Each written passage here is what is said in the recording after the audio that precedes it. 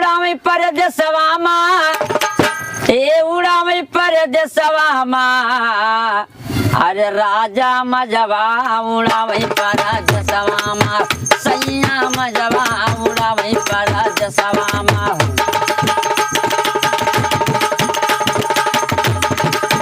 ए उड़ावे परदेसवामा उड़ावे परदेसवामा दुल्हा मजवा उड़ावे परदेसवामा राजा मजवा उड़ावे परदेसवामा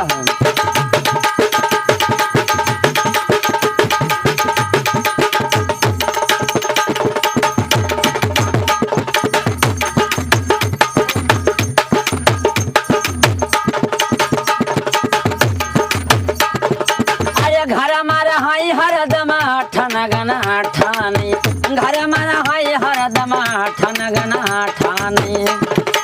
ए ठनगन ठानी हो झगड़ा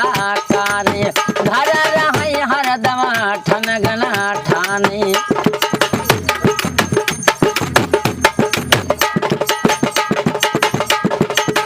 ए सोमग चाही मोरे लगे यज्ञ में हारू अपने मर्द से कहा थी कि सोमग चाही मोरे लगे सोमई बालू रेतवामा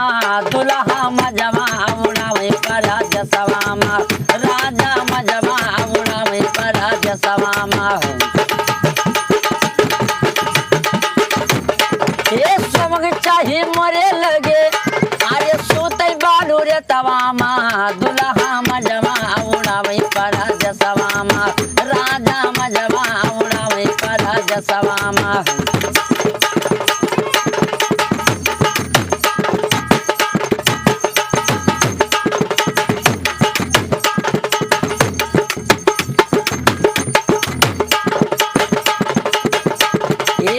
घर मारा हाई बहुत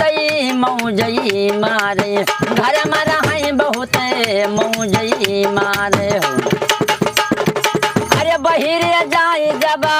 गरिया फाटई राजा मजवा उड़ावे परदेसवामा दुल्हा मजवा उड़ावे परदेसवामा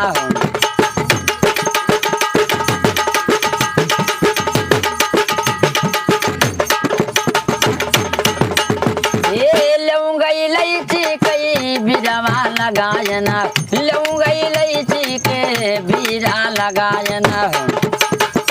एक कुचक चाही मोरे लगे कुचक चाही मोरे लगे कुचई बालू रेतवामा दुल्हा मजवा उड़ावे परदेसवामा राजा